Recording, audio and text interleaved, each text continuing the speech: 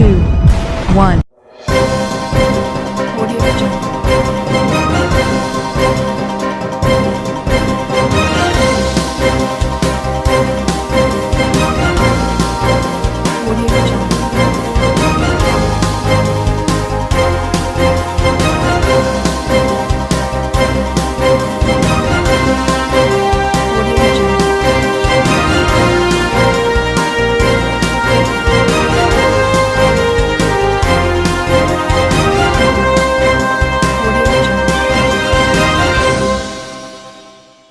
नमस्कार, मैं हूं नरेश राघानी और आप देख रहे हैं हॉराइजन न्यूज। अजमेर में शीलगढ़ रोड पर 9 साल की मासूम बच्ची के जलने का मामला सामने आया। पड़ोसी लेकर पहुंचा जवाहरलाल नेहरू अस्पताल। शीलगढ़ रोड पर 9 साल की मासूम बच्ची के जलने का मामला सामने आया है, जिसका नाम चीम बानो है, जिसको पड़ोसी ने जवाहरलाल नेहरू अस्पताल में भर्ती करवाया है। मौके पर क्लॉक टावर थाना पुलिस पहुंची तथा संज्ञान लिया। थाना अधिकारी ने जानकारी देते हुए बताया कि बच्ची घर में अकेली थी। वह माचिस जलाकर खेल रही थी। माचिस के जलने से उसके कपड़ों में आग लग गई। वहीं वह बाहर आ गई। पड़ोसी ने उसके ऊपर पानी डालकर बुझाया तथा पड़ोसी द्वारा जेलन अस्पताल में भर्ती कराया गया।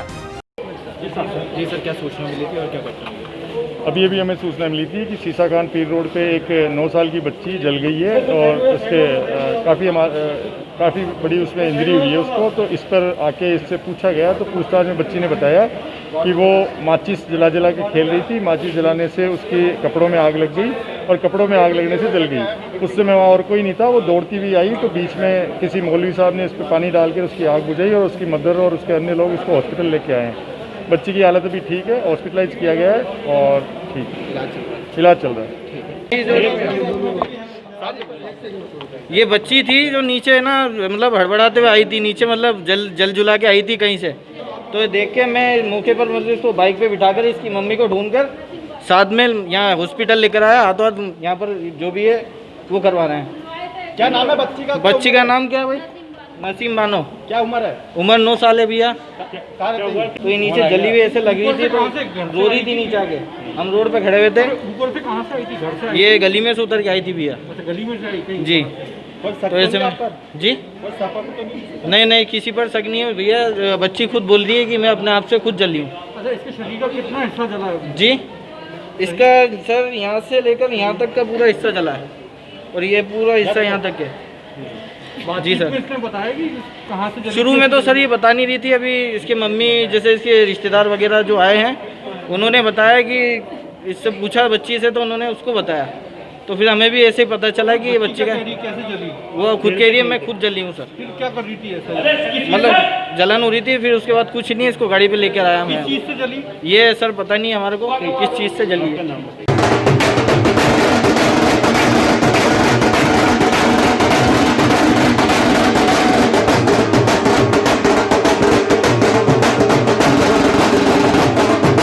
अजमेर व्यापारी द्वारा राम मंदिर भूमि पूजन को उत्साह के रूप में मनाया। पुरानी मंडी में दिखा अलौकिक दृश्य। अयोध्या में नहीं बल्कि देश के हर कोने में इस दिन को धूमधाम से मनाया जा रहा है। अजमेर में पुरानी मंडी में व्यापारी संगठन ने राम मंदिर भूमि पूजन को हर्ष और उल्लास से बनाया। उन्होंने इस दिन को दीपावली से भी बड़ा त्योहार बताया है। 500 वर्ष पूर्व अयोध्या में मस्जिद की जगह राम मंदिर का सपना आज पूरा हुआ है। इसी के साथ उन्होंने प्रधानमंत्री नरेंद्र मोदी का अभिवादन किया है। उनका कहना है कि आज के दिन इतिहास के पत्रों पर स्वर्ण अक्षरों में लिखा जाएगा। आज हर घर में भगवान श्री राम की तस्वीर सजाई गई। व्यापारी द्वारा भूमि पूजन को एक बड़े रूप में मनाया गया। आज तो इंडिया के लिए एक बहुत बड़ा महोत्सव है। आज दीपावली।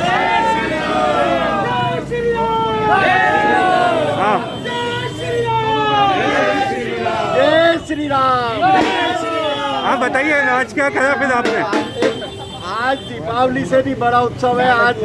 आज 500 साल बाद के अंदर आज हमारे मोदी जी अयोध्या के अंदर शिला पूजन कर रहे हैं और उस नींव के अंदर मतलब आज अयोध्या की ये स्वर्ण अक्षरों में नाम लिखा जाएगा कि आज राम मंदिर बन रहा है। रामलला की आज पूजन हो रहा है, भूमि पूजन हो रहा है। और इससे बड़ा आज कोई भी दीपावली से भी बड़ा उत्सव हो रहा है। इसको हम आज पुरानी मंडी के अंदर बड़े शोर और हर्ष उल्लास से पुरानी मंडी व्यापारी एसोसिएशन इसको बहुत बड़े रूप के अंदर आज मना रही है। किस तरह से मनाया गया? आज आरती करी गई। आरती महाआरती करेंगे। महाआरती के बाद में लड्डू वितरण और मिठाई वितरण, सब लड्डुओं से मीठा मुँह कराया जाएगा लोगों का। एक दीपक और डोल धमाकों के साथ दीपावली की आज दीपक जलाए जाएंगे। नाम बताइए आपका। किशन गुप्ता, पुरानी मंडी व्यापारी एसोसिएशन अध्यक्ष। हाँ, ऐसा बताइए किस गोपाल बंसल ये बताना चाहूँगा, 500 वर्ष पूर्व जिस मंदिर को मस्जिद में बदला, वह आज वही मस्जिद वापस मंदिर के रूप में है। हम सब के लिए यह सौभाग्य की बात है। आज क्या करा? आज जो मंदिर के आज हर जगह जगह मोहल्ले में, चौक में भगवान राम की तस्वीर सजाई जा रही है, मालिका जा रही है, सारी की सारी पुरानी मंडी इकट्ठी हुई है। पुरानी मंडी में भी ये अलौकिक सीन देखने को मिल रहा है। नाम बताइए। मेरा नाम बंसी गोपाल। पैरोल से फरार कैदी को पुलिस ने पकड़ा। पिछले 1 महीने से कैदी था फरार। सिविल लाइन थाना पुलिस को एक बड़ी सफलता हाथ लगी। केंद्रीय कारागार से फरार चल रहे कैदी को पुलिस ने उसके ससुराल से धर दबोचा। सिविल लाइन थाना पुलिस इंचार्ज ने बताया कि 1 जुलाई 2020 को केंद्रीय कारागार से एक मुकदमा दर्ज करवाया, जिसमें कर्णपुत्र चंदा पैरोल पर गया हुआ था और वहीं से फरार हो गया, जिसमें 1 महीने की कड़ी मशक्कत के बाद उसकी ससुराल झालावाड़ से उसे गिरफ्तार कर लिया गया है। जी सर, क्या है? सर, एक आरोपी पकड़ा है, फरार चल रहा था, क्या है? सिविल लाइन थाना में 1/7/2020 को एक मुकदमा दर्ज हुआ जेल की तरफ से कि बंदी था कर्ण पुत्र चंदा, जो केकड़ी थाने से पोक्सो एक्ट में यहाँ मुलजिम था और उसको यहाँ सज़ा हो गई थी आजीवन कारावास की। उसको 20 दिन की पेरोल दी गई थी। वो पेरोल पे हाजिर नहीं हुआ, उसके लिए पेरोल से फरारी का उस पर मुकदमा हुआ। मेरी टीम इसके मुकदमे में अनुसंधान कर रही थी, इसके पीछे लगी हुई थी। टीम को झालावाड़ इसके ससुराल में इतला मिली कि वही ससुराल में हो सकता, तो मेरी टीम यहाँ से गई थी, जो कल उसको झालावाड़ से लेके आई। आज उसे पूछताछ करके गिरफ्तारी की। पेरोल से फरारी का उसके मुकदमा था। हाँ, आज उसको न्यायालय में पेश किया जाएगा। आगे अनुसंधान जारी। कर्णपुत्र चंदा। कोरोना वॉरियर्स के रूप में काम कर रहे कर्मचारी संगठन की सरकार से मांग। मार्च महीने में स्थगित वेतन को रिलीज करने का सुझाव। जहां पूरा देश कोरोना महामारी से जूझ रहा है, वहीं बेरोजगारी और आर्थिक तंगी के आम जनता को कई परेशानियों का सामना करना पड़ रहा है, जिसके चलते मुख्यमंत्री अशोक गहलोत ने राज्य के समस्त कर्मचारी संगठन के साथ वीडियो कॉन्फ्रेंसिंग की। कोरोना वायरस के रूप में आगे आए कर्मचारी संगठन द्वारा आम जन की मदद के लिए मुहिम चलाई जा रही है। साथ ही उन्होंने सरकार से मांग की है। पतवार महासंघ के अध्यक्ष विनोद राखनू ने कहा कि सरकार मार्च महीने में काटा गया वेतन को रिलीज करे और पटवारी, बिजली विभाग, जलदाय विभाग, जितने भी कर्मचारी संगठन प्रत्यक्ष रूप से जुड़े हैं, कोरोना काल में अपना योगदान दे रहे हैं, उनके लिए ID card, face sheet, sanitiser, mask की व्यवस्था और टोल फ्री की मांग की है। इसके साथ ही कर्मचारियों की सुरक्षा के लिए एक बजट जारी करने की मांग भी की है। माननीय मुख्यमंत्री महोदय ने समस्त कर्मचारी संगठन जितने भी है राजस्थान के, उनकी कॉन्फ्रेंसिंग की थी कोरोना महामारी को लेकर। सरकार हमारे से सुझाव मांग रही थी कि कोरोना में कर्मचारी जितने भी हैं कोरोना वायरस के रूप में जो काम कर रहे हैं, उस संबंध में हमारे से सुझाव मांगे थे। तो हमारे तरफ से जो सुझाव दिए गए सरकार को, सभी कर्मचारियों ने, जितने भी संगठन हैं, उन्होंने एक मुहिम चलाई थी कि कोई भी आदमी व्यक्ति भूखा नहीं सोए। तो सभी कर्मचारियों ने अपने घर से 2 रोटी सब्जी आसपास में जितने भी जो भी घर है उनको खाने की व्यवस्था कराई जाए। और उसके बाद हमारे कुछ सुझाव थे कि कर्मचारियों के लिए सरकार क्या करे। हमारे मार्च महीने में वेतन काटा था, स्थगित किया था, तो उसको रिलीज़ करने के लिए सरकार से हमने मांग की है। उसके अलावा सीधे तौर पर जब अपन देखें तो कोरोना के रूप में पुलिस, चिकित्सा विभाग, पटवारी, ग्राम सेवक, होमगार्ड, ये डायरेक्ट जुड़े हुए हैं, और शिक्षक जिन्होंने कोरोना के कारण में अपनी ड्यूटी प्रत्यक्ष रूप से अपनी निभाई है ड्यूटी। इसके बाद भी जैसे अपन बिजली विभाग करें, जलदाय विभाग है, इनकी भी अपनी ड्यूटी थी कि समय पर बिजली की आपूर्ति करना, जल की आपूर्ति करना। तो समस्त कर्मचारी जितने भी हैं उन्होंने कोरोना काल में अपना पूरा दायित्व निभाया है। तो सरकार से ये मांग है कि कभी कभार हमारे को ये देखने को मिलता था कि हम कहीं आ जा रहे हैं तो पुलिस द्वारा अगर रोका टोकी की जाती है, तो समस्त कर्मचारी को एक ID कार्ड बना दिया जाए, जिससे आइडेंटिटी वेरिफिकेशन हो जाए कर्मचारी आगे ये ड्यूटी करके आ रहा है। दूसरा है हमें टोल मुक्त किया जाए। अभी हमारे माननीय कलेक्टर साहब ने एक आदेश निकाला है कि चिकित्साकर्मी जहाँ भी जाएंगे आसपास के जो टोल है उनके लिए फ्री है। तो क्यों ना कर्मचारी जो सारी कोरोना ड्यूटी कर रहे हैं जहाँ जा रहे हैं उनको टोल फ्री रखा जाए। और उसके बाद एक और हमारी मांग थी कर्मचारियों के लिए फेस मास्क, जो आजकल प्लास्टिक का फेस मास्क आता है वो है, सैनिटाइजर है, मास्क और ग्लव्स की व्यवस्था की जाए सभी डिपार्टमेंट के। एक अलग से एक बजट जारी किया जाए कलेक्टर महोदय की तरफ से, तो समस्त कर्मचारियों की सुरक्षा का उपाय किया जाए। इस संबंध में हमारी वीसी थी और हमारे अगली जो वीसी होगी, सीएम साहब ने आश्वासन दिया है कि जो सरकार हमारी जो कर्मचारी महासंघ की जो मांगे पेंडिंग चल रही है उसको लेते हुए सरकार हमारी सुनवाई करेगी और उम्मीद है ये सरकार हमारी जरूर मांगे पूरी करेगी।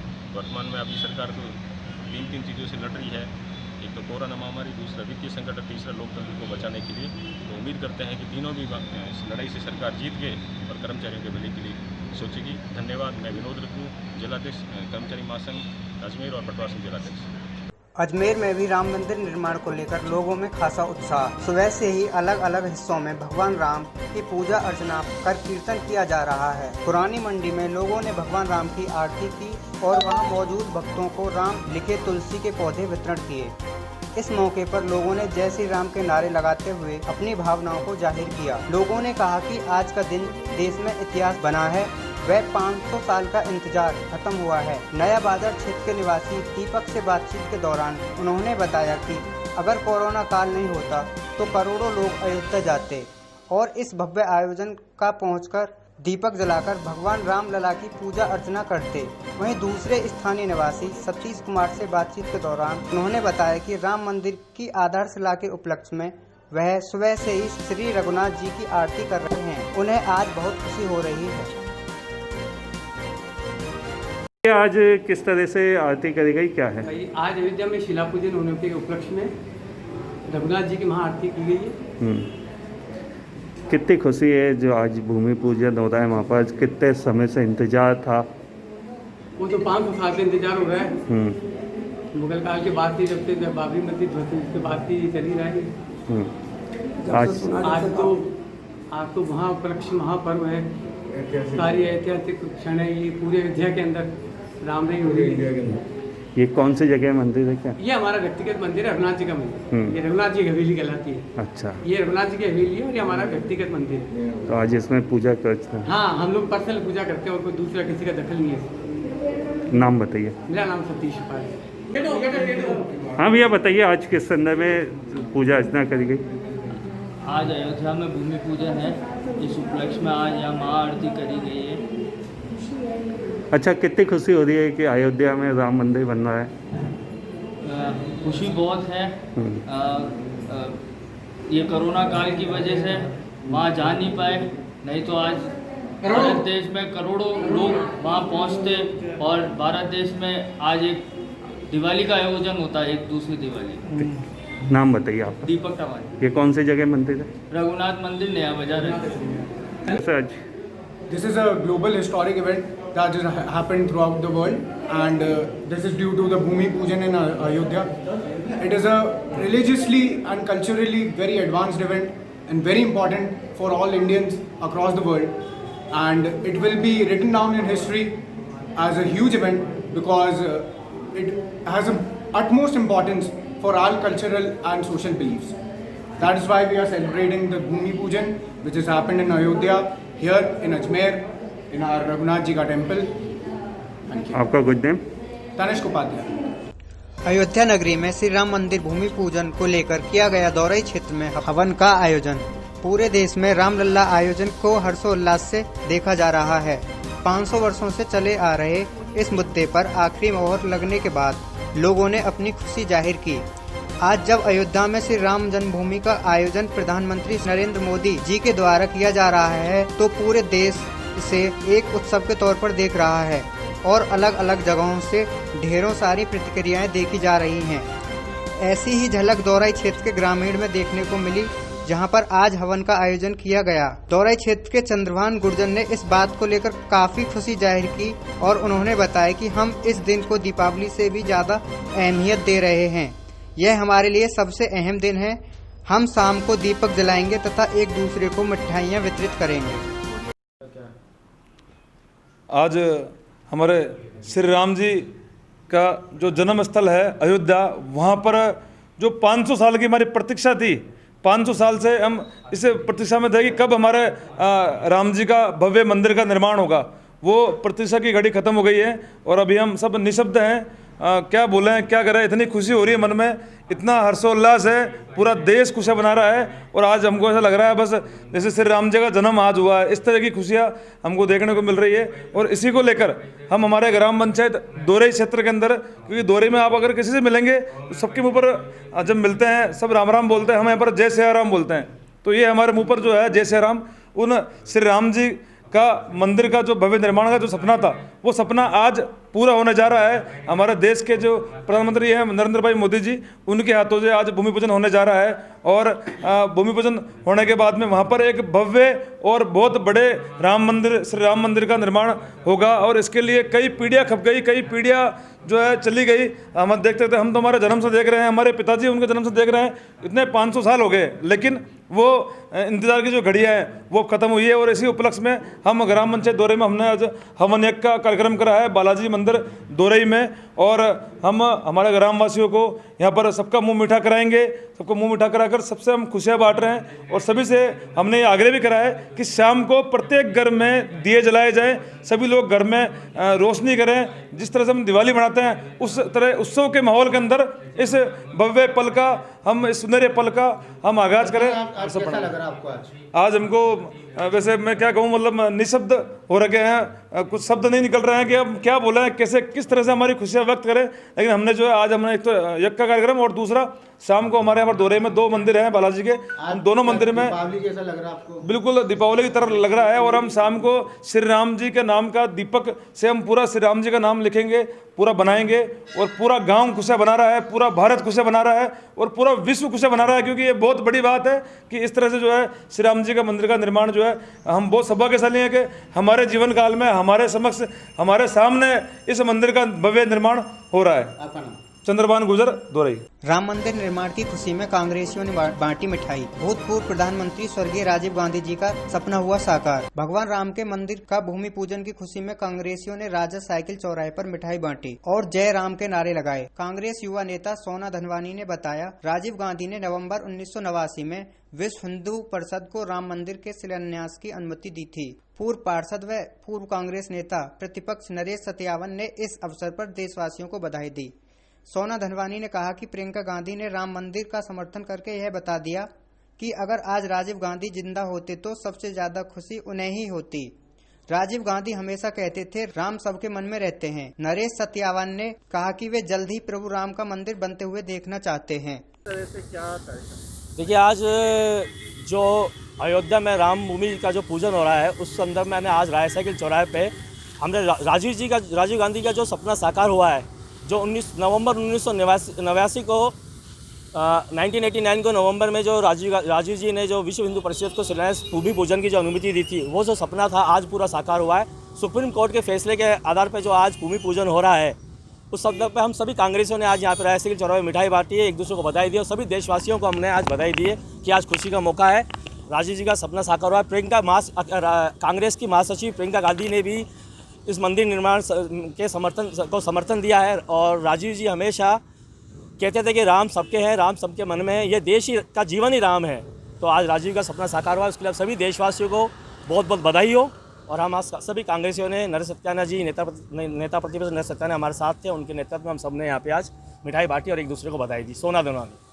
राजीव गांधी जी का सपना था, राजीव गांधी जी का जो सपना था राम मंदिर बनाने का, और जिन्होंने अनुमति दी थी 1979 के अंदर नवंबर में राजीव गांधी ने अनुमति दी इस चीज़ की, जो आज उनका सपना हमारे राम भक्तों ने पूरा करा है, उनका हम स्वागत करते हैं। और तहे दिल से हम भगवान श्री राम का, जिस प्रकार हमारे जब भी हमारे घर में किसी की शादियां होती है, कुछ होती है, और जब भी हम भगवान श्री राम के साथ में फ़ोटो लेके जाते हैं, वो फ़ोटो आज भी हमारे घरों में लगी हुई है, वो हमारे दिलों में आज ही बसे हैं और हमेशा बसे रहेंगे। इसलिए हम सभी से ये निवेदन करते हैं कि भगवान श्री राम के लिए जितने ज़्यादा से ज़्यादा जो हमसे हो सके वो हम करें और ये मंदिर जल्दी से जल्दी बनकर तैयार हो, जो कि इसको हम सबको देख सकें, हमारा सपना पूरा हो, साकार हो। जय श्री राम। नरेश सत्याना, नेता प्रतिपक्ष।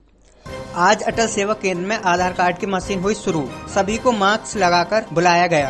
अटल सेवा केंद्र में बंद पड़ी आधार की मशीनें वापस शुरू की गयीं। कोरोना को देखते हुए आधार की मशीनें बंद की गई थीं, जिससे काफी लोगों को परेशानी का सामना करना पड़ा था। कई महीनों से बंद पड़ी मशीनें, इसके लिए टोकन सिस्टम रखा गया है, जिसमें सभी दस्तावेज जांचने के बाद रोज के 130 टोकन दिए जाएंगे। सरकार के सोशल डिस्टेंसिंग का पालन किया जाएगा। आदेश के अनुसार सभी सावधानी बरती जाएंगी और इसका समय सुबह 10 से 5 बजे तक रखा गया है। कोरोना महामारी के चलते जो लोग मास्क लगाकर आते हैं, इन्हीं का काम किया जाएगा। बिना मास्क के आए लोगों को वापस भेज दिया जाएगा। तो लॉकडाउन के बाद आधार कार्ड का हमने चालू कर दिया है अटल सेवा केंद्र पे, है ना। और हमने टोकन सिस्टम रखा है। कोविड-19 की महामारी के कारण टोकन सिस्टम रखा है। रोज़ के 130 टोकन दिए जाएंगे और सभी दस्तावेज जांचने के बाद ही टोकन दिए जा रहे हैं, ताकि पब्लिक परेशान ना हो कि लाइन में खड़े रहने के बाद भी उनका नंबर ना आए, टोकन दस्तावेज पूरे ना होने के कारण। ये कितनी बजे से चालू हो जाता है आपका? ये 10 से शाम 5 बजे तक के लिए है। सोशल डिस्टेंसिंग और पूरी सोशल डिस्टेंसिंग की पालना की जा रही है। 2 गज की दूरी रखी जा रही है और एक को ही बुला के हाथ सैनिटाइज करवा कर और फिर उनका काम किया जा रहा है। फिंगर की भी आपसे पहले फिंगर की भी प्रॉब्लम आ रही थी, जैसे आधार कार्ड के अंदर फिंगरप्रिंट लगाना पड़ता है, वो तो लगाना ही पड़ेगा। वो तो उसके लिए भी आप सैनिटाइज करवाइए। बिल्कुल, हम खुद सैनिटाइज करते हैं, फिर फिंगर लगाते हैं, सामने वाले का भी सैनिटाइज करवाते हैं।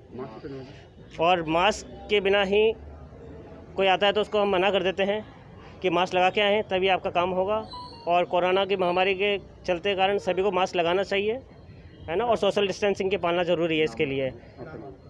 हेमंत प्रजापति नाम है। विस्तार से पढ़ने के लिए लॉग इन करें horizonn.com। सच के साथ।